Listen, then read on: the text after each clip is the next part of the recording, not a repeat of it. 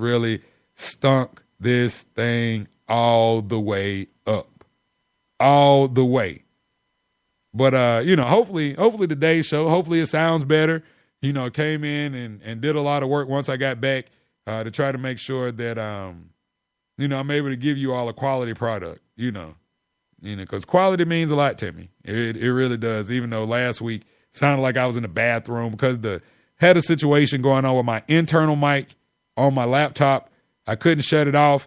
And so you all were hearing me not through my microphone like you are now, but you were actually hearing me like through this real airy microphone on the computer. So it sounded like, I was in the bathroom and it just came off terrible. It came off completely terrible. But anyway, thank you guys for tuning in. For those of you that are tuning in. I mentioned earlier that Brett Favre was back in Lambeau Field over the weekend and, just going through this because, of course, Brett Favre is one of my favorite quarterbacks of all times.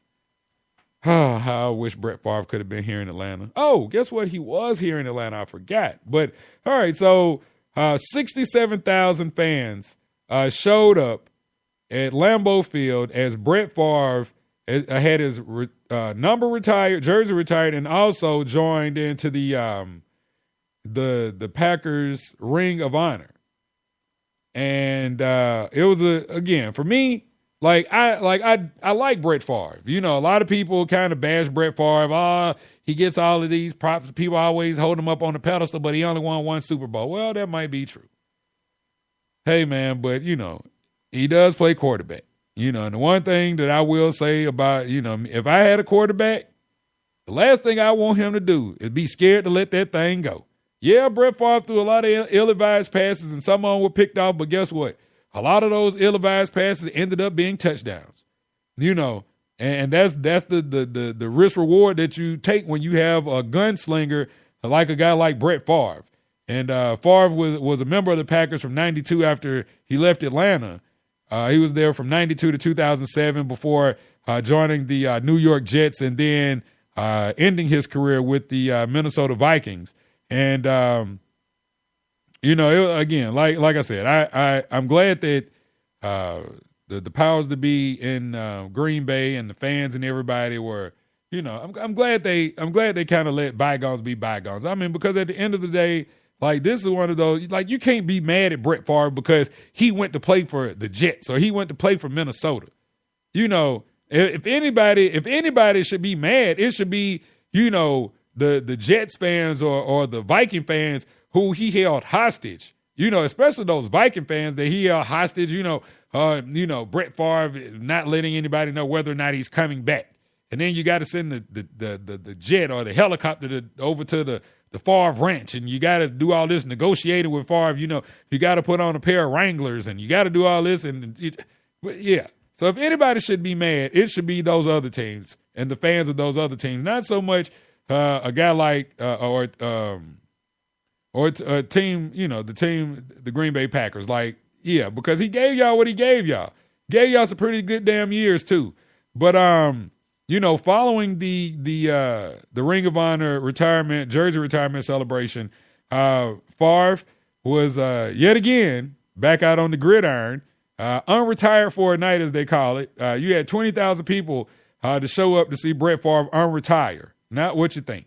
But this is what happened. 22,000 people came to Camp Randall in Madison, Missouri, Sunday to watch Brett Favre play one last time. It was simply a game of flag football. Favre and his former Packer teammates took on a group of NFL All-Stars, including Donovan McNabb. Now, did McNabb really need to be there? I wonder, was he drinking? What was he drinking? Was he just drinking water, Gatorade? Okay, anyway. But Favre's team, of course, won 38-32. He was joined by former Packers Antonio Freeman, Javon Walker, Andre Rison, Mark Shimura, James Lofton, Dorsey Levens, Gilbert Brown, Frank Winters, and Al Harris. And so I'm sure it was a great weekend for Packers fans up there in Milwaukee. But according to Favre, he said that he was ready. This was last night. He was ready to go back home and just be kind of normal. He said, I'd much rather be on my own property, kind of hiding out. November will be here before you know it. And, of course, November is when he will be back in Green Bay for like an official Thanksgiving night celebration where they will honor Brett Favre. And so again, shouts out to Brett Favre, man. Brett Favre get a hard rap from bad rap from a lot of people, but me again, I like Brett Favre, and I always have. Like I make no qualms about it. Like that is my dude. All right, so moving along, trying to keep this thing going. We got about another 40 minutes in tonight's show. The University of Miami released their new look uniforms late last week or over the weekend.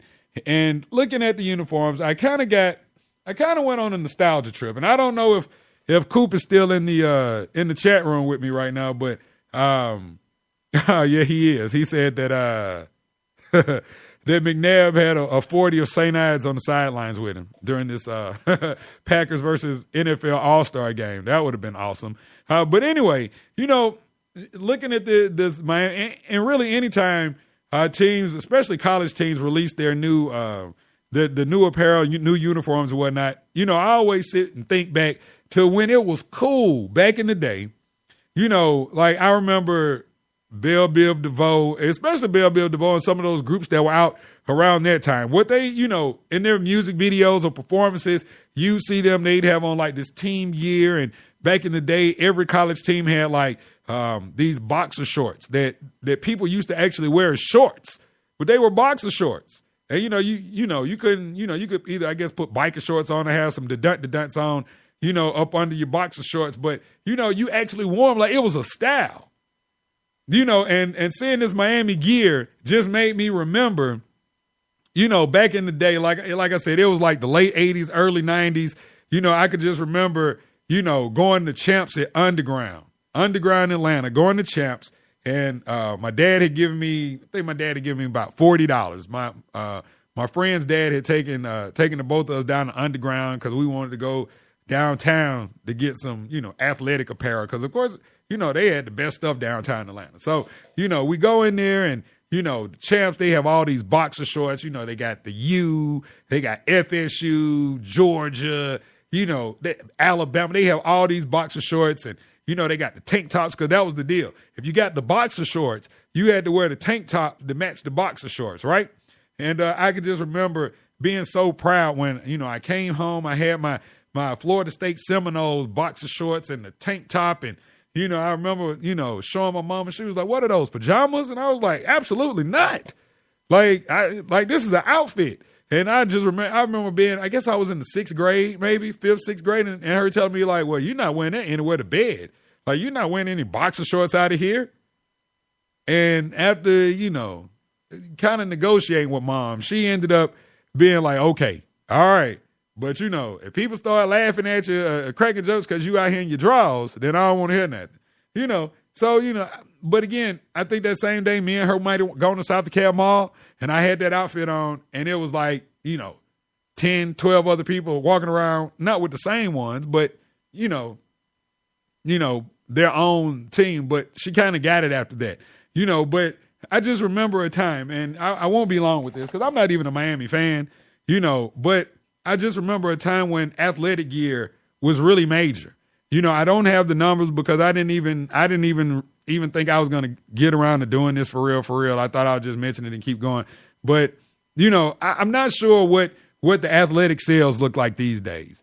We talked about it on the show a couple weeks ago about the starter and swingster. And but, back in the day, this was major. And you had like, a company called The Game that made hats. I think The Game, they're actually back making hats now because I think I saw a hat made by them. It cost like $50 or $60. See, back in the day, like you could get the hat that you will, right, Coop, you will find it all at South DeKalb Mall, exactly. But see, back in the day, if you wanted you a fly hat, like, a starter hat or The Game or whatever brand hat that, you were getting, like these hats only cost $10 to $15, right? And there's not a really big difference between the hats of then and the hats of now, except for back in the day, it was really about the snapbacks, and then as the fitted hats came in, you might have to pay $20 for a fitted, but nowadays, if you want your fly hat, you got to pay somewhere between $35 and $50 for it. And, that just ain't even me. That just ain't me, because, again, every time I see that, it automatically takes me back to the 80s, early 90s, and I'm like, oh, hell no. Like, I could get that same hat for $15, and back in the day when, when we were growing up, like, it wasn't about, like, having a Hawks hat or nothing like that, right? Back in the day, especially, NWA, back, like, it was all about, having, like, a Kings hat. Or a Raiders hat. My first starter jacket, it was a white Raiders jacket, white with the black and silver Raiders emblem on the left side with the gray and black stripes, and I had the hardest black Raiders hat, and yeah, the hat cost $15. Now the starter jackets, they used to cost $100. It was $99.99 for a starter jacket. But I just remember when all of these things were like, they were like major in our community, but not so much these days. Like if you see somebody, with some team, yeah, and Georgetown had the hot jacket too, because Georgetown it actually said Georgetown going across the front of the jacket. But and it was blue and it was hot. But it was just one of those things where back then, it was a part of the culture, but now, not so much. If you see a cat out with a jersey, like it's a rare occasion, that I see a cat just, a group of people with jerseys on, unless they're going to a sporting event. Now, around here during football season, yeah, you'll see those Falcon jerseys. Like I just saw a dude standing at the bus stop last Wednesday with a Mike Vick jersey on. Like the last Falcon Mike Vick jersey. I saw him standing at the bus stop with that, right? So you'll see those from time to time. But, I remember at one point, Mitchell and Ness made all these throwbacks. And I remember cats used to wear jerseys down to their ankles. Well, at least to their knees. But some of them, they were like dresses down to their ankles. And I remember when this was like a big part of what we did, a big part of identifying, but not so much these days. Not so much.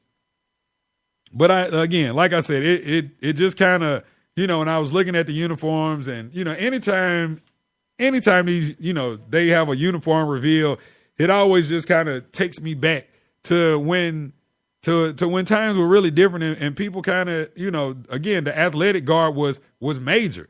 I remember when Starter had these jackets called Parker. And Coop, you might remember the Parker jackets. They were the starter jackets they weren't the satin jackets. They were the cotton jackets that they were the winter jackets and they had hoods on them. And this was the first time that you had, your team name or logo on the front. And then you had whatever wasn't on the front was on the back of the jacket. So if you had a Braves Parker, it might, say Atlanta on the back and had a tomahawk on the front or whatever. It would just be the logo on the front and the team name on the back or vice versa, right? I remember everybody had these things. I remember when the Minnesota Timberwolves first came out, man, the colors were phenomenal. I remember everybody wanting to get the champion suede shoes, to match, the teal shoes, to match the teal and the Miami, and the Minnesota Timberwolves colors. I remember when the Hornets came out with the teal and purple, cats wanted the purple suede champions or the teal suede champions to match that, and you had to have a hat. And Magic Johnson used to make these shirts called Magic Johnson tees, and the graphics on the tees were just so awesome. Like, it'd be like your favorite player. It'd be like Larry Johnson, and it would have all these. It would be like Larry Johnson in black and white, and he might be dunking or standing, in the front smiling with the gold tooth, and everything in the background would be all, like Charlotte Hornets colors, and it'd be like highlights of him dunking. I wonder why Magic Johnson stopped making those shirts. Those shirts will fly. And Coop, again, I'm not sure if you remember those, but you probably do. But Magic Johnson, had the T-shirts popping. Like I said, it was a major part. It was a major part of the culture. And so now I think that the biggest extent you might go on a regular basis is seeing a cat with a baseball cap on. And I guess that's because, hell, you go to the store, all you might be able to do is afford the hat. It's $50. You can't even get the shirt. You got to get the shirt when you get paid. Or have to get you some shoes to match when you get paid. Yeah. Don't get me started. Because I remember Champion, And for those of you, I know you remember the Champion brand, but yeah, Champion